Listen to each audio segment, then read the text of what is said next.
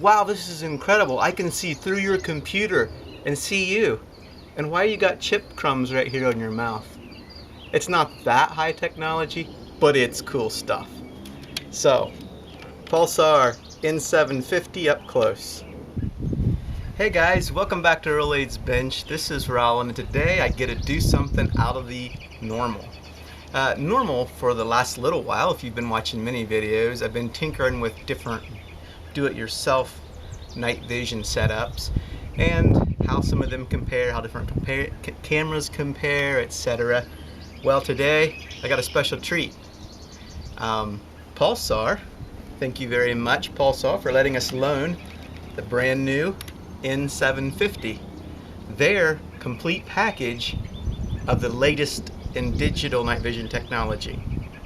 Along with that, we have the Pulsar's L915, which is a laser illuminator. On some of my other videos, you've seen me use their 940. It's a standard LED illuminator, and I really liked it, so I got the 915 to compare. Well, I've been playing with it for a few weeks, guys. Being that it's a loaner, I didn't go out and actually hunt with it. Would love to take it out on a coyote hunt or two. Long and short, I wanted to give it back to them in a pristine condition. And it's been a lot of fun. I've had a few friends that are into hunting take a look at it, and they're all like, wow, that's a sweet unit. So we're going to do some little close-up checking out of what all its options are, and digging into some videos then of what I took at day and night with it. A few little bits of information. This new 750 uses a laser illuminator. The 750 uses illuminator it's a 780 nm. So that frequency is visible. If you put your hand out here, you can see a decent red glow. Like the 850, you can see a little bit. So again, we tested it with the built-in. We also tested it with the 915 laser. And the lasers give you, a quick word on them, they give you very long-range illumination at low power consumption, but with a little bit of a speckled or grainy, you might say there's artifacts. There's different words that are used to try to describe. It's not the same as the smooth illumination of a standard LED light. So for any of those that have not used lasers or seen them demonstrated, and I'll show you a little bit of the videos of that. A couple things you get with the package. Naturally, this comes in a decently lightweight for what all is in here. There's some weight to it, but I was expecting it's a little heavier when I picked it up. So it's got a heavy-duty Weaver Picatinny mount ready to go right onto your rail. It comes with a remote controller. You have batteries, you have lens cleaning cloth, and a really nice carry bag with a couple extra pockets for other miscellaneous parts. So a nice setup. They've done a very good job at getting a very put together, user-friendly package. So let's take a close look.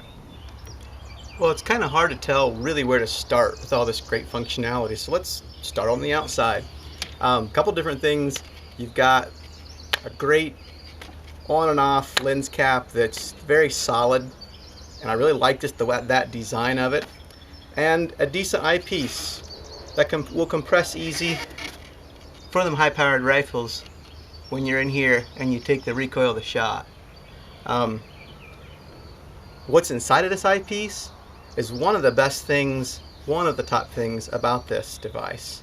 It's got an awesome OLED display that you have a wide range of adjustment for both contrast and for brightness.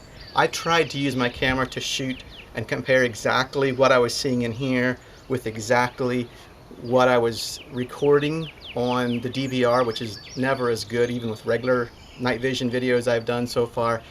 It's a huge difference comparison with this rig. That OLED display is tops. I wish I had that and some of the other setups that I've played with.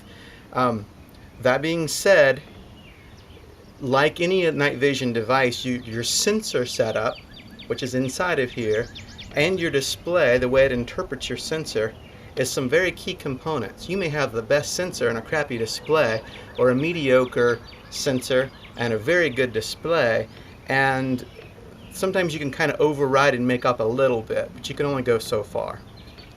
So to talk about the sensor in here a little bit, without getting too technical, it's a 1/3 sensor. They're using a 75 mil, they're using a 50 mil f1.0 lens on here, and in order to do their awesome tricks they do with a very simple reticle system with easy centering, they're taking the image that's coming in and then they're zooming into that image a little bit. So effectively what you're seeing here isn't the full 1/3 sensor, you're seeing a little smaller view of that. By blowing that up, you do introduce a little bit of blur, graininess, your pixelation, whatever word you want to use there, because by zooming in, then they have the ability to shift, pan, and tilt in order to adjust so that the crosshairs are on. Now, so we're talking about that function. That's all inside of this little dial right here. I won't be trying to show all this to you. I'm just going to tell you it works really cool. That is a sweet function. One shot sight in, and the reality is it can work. You may want to fine-tune adjust after that, but in general, you stick it up there on your target, you take a shot, and if your point of aim was here and your point of impact was up here, you just dial this a little bit left, in X and in Y, you move your cursor up, you show where it is, you click it, and boom, everything readjusts, and you're dead on. It's a sweet function, I'm telling you. Now, let's hit a couple other functions around the sides of this thing. Right here, you have your focus feature. It's got a little setting, 2 arrows that should be roughly focused in at 100 meters. That being said, that's not always exactly true depending on which IR light you're using or if it's daylight. The frequency of the light will vary that focus just a little bit, I found. So it's very easy to be looking in here, adjusting focus.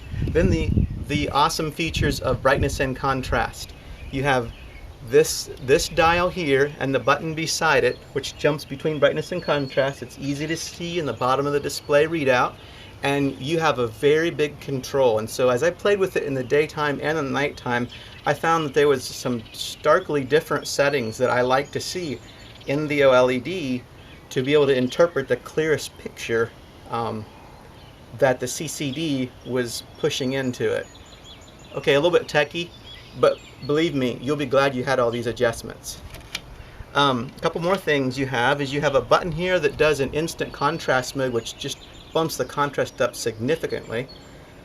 Show you that in the night video. In the day, definitely in some situations it really helps, makes them blacks just really pop. Then you have this feature right here. I had to figure out which button my finger was on.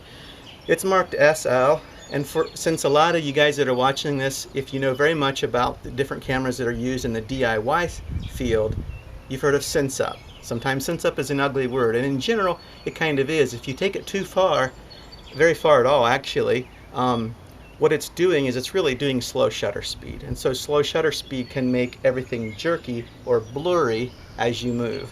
I'll show you that a little bit in the video.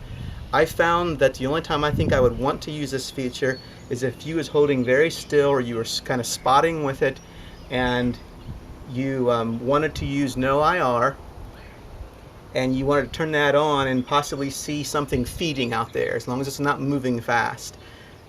You don't have any control over how far will the sense up feature go. That's the only downside to this feature here. Whereas if you had a regular camera, you can control and stop it at a 2x or a 4x sense up to eliminate a lot of the blur, but it manages it all itself. So in my opinion, I would leave this off most of the time. Okay, now to the top you have your on-off switch with 3 more positions, which is 3 different power levels on the IR laser. Again, another great feature of the laser. It's dimmable, very low power consumption. You can see in the display little dots to show you what IR level you're on. And then you have these two buttons here. One is the invert button, and that makes the very center dot in the reticle either red or green. And the other button here is marked SCR. I can't remember what that means, but I know what it does. It's a 1.5 times zoom. And so there are times that you may be looking out at your target and you're a little unsure what it is. You just push this button and your display instantly zooms to 1.5 times to give you a little bit better detail. You'll see that also. On this side you have a menu button, and then buttons controlling to make different adjustments, time of day, etc. And I just realized right here I forgot to show this part. This is where the output for the video was, so I could do recording on the DVR. Again, DVR is crappy compared to what you see in here. On this side you have a little weaver rail so that you can stick on an additional IR illuminator, and I could definitely see there could be some times for longer range you get to that 300-ish out to 600 yard realm. I think you'll want an additional illuminator on some very dark nights. Maybe you're hog hunting or coyote or something that's fairly long range. There'll be a point that you'll probably want that second illuminator. And if you're already using a laser here, again, you're going to want to buy the laser that's the same frequency of the unit you got. If you buy the 780, if I haven't already mentioned that, you get the 915 laser. If you buy the 750, you get a laser at a 780 frequency. Alright, well, I think I've hit quickly as I could. Oh, the last thing I didn't hit was your batteries. 4 AA batteries, which is awesome. You can put lithiums in there and you get a lot longer battery life and or rechargeables. I like the fact that they do that there, and they also do that on their illuminators. You've got standardized batteries that any of us can get, and if you want to recharge them, that's smart, Pulsar. Thanks. So let's get into the videos and see what it does out on the field. Okay, we're out here tonight with a Pulsar N750, and this is our first test in total darkness. We do have starlight. There is no moon though. So around midnight, starlight, no moon, and we've got a little bit of the light, which always happens here at my range, from a neighbor down the road, kind of coming back to us. So it would really, any of our range signs and so forth would be in a shadow of the little bit coming off the security light. And we're starting out with just total darkness, like we've tested some of the other cameras here recently. Total darkness, and we're looking at the 15 yards. And we don't see anything. We're going to move up here with the scope, and we're going to try to find something in the horizon. There we go. Got a little horizon. And since we're looking out that far, get that focused in. The tree line at 600 yards. Without any IR, and without adding in the sense up function,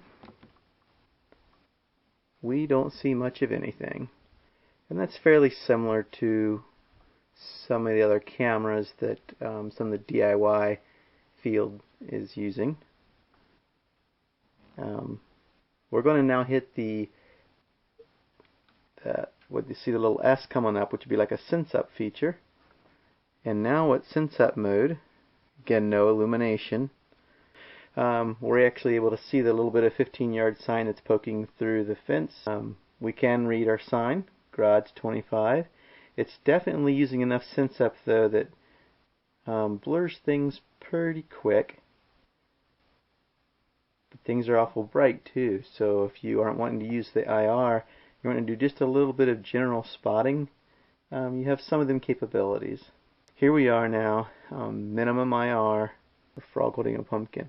And we can make out just a little of his detail right there in the target of the face of the pumpkin. Not as clear as what I've seen sometimes, but part of what we may be dealing with is just the way that the sensor is set up as a third sensor with some zoom feature already put in there by the manufacturer. So we have the moose here at 25 yards,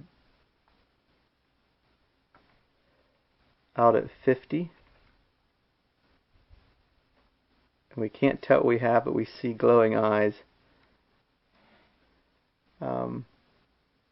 We start getting to 75 yards, and somewhere in this 50 to 75 yards, smaller game, the ability to see that is going to be just a touch challenging. Now Pulsar has a zoom feature for when you get out a little further, that if you want to pop in detail like this, we showed this in the daytime clip, here's the nighttime, and it does help a little bit more. So in that 50 to 75 yard realm, it's going to help you confirm your target.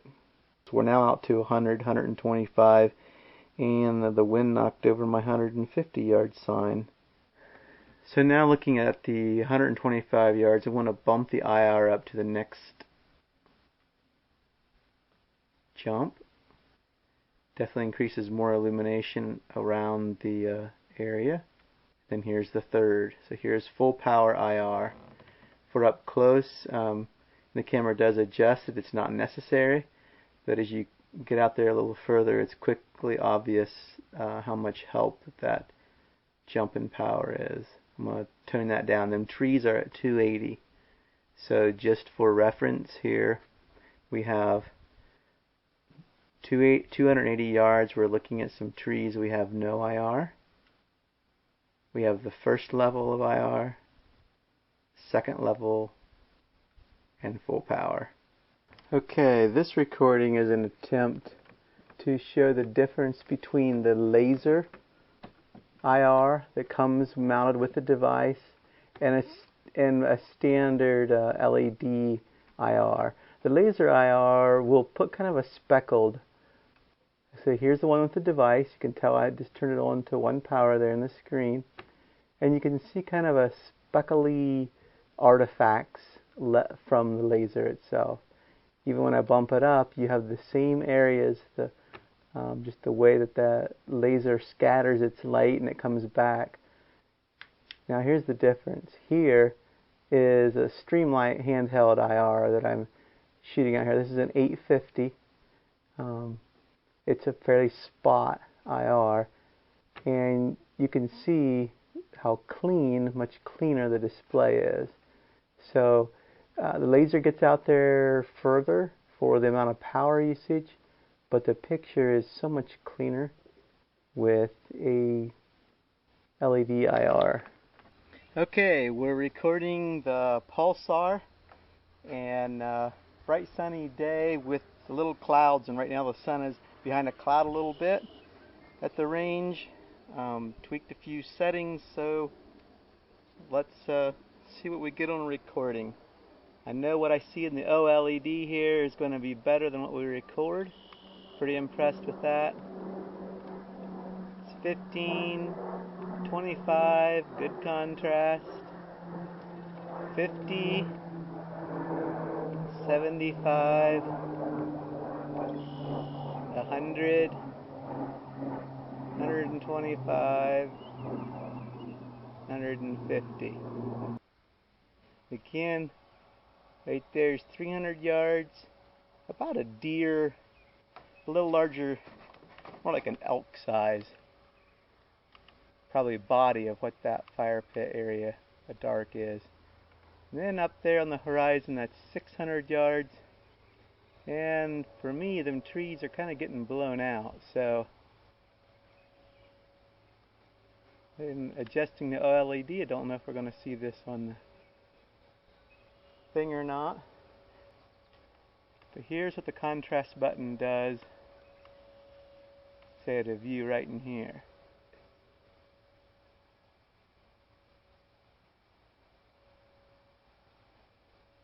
You can see it's getting a little sharper contrast here. Naturally, that's what the button's supposed to do.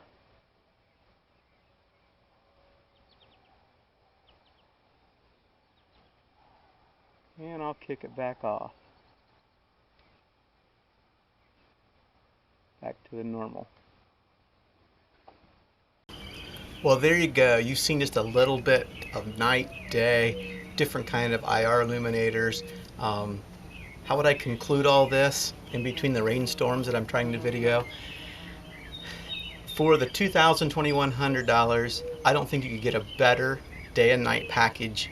I don't even know that there is one actually on the market today with this late and greatest of technology, especially the OLED display, and the CCD sensor is top of the line. Now there's some new stuff coming really soon.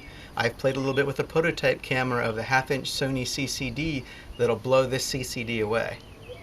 That's probably going to be their next model because the way Pulsar has been going, they seem to be staying right on the front edge there.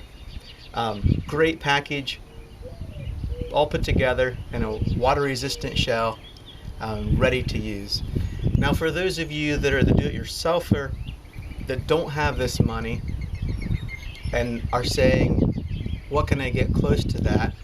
Well, check out some of the other camera stuff we review, because within that market you actually can get a little higher quality of resolution and just a touch better of sensitivity too. But that's just for those that want to play. You want it ready and you want it done, then I'd recommend the new N750 or the N780 depending on the IR that you're looking for. Thanks again guys for watching Roll 8's Bench. Take care.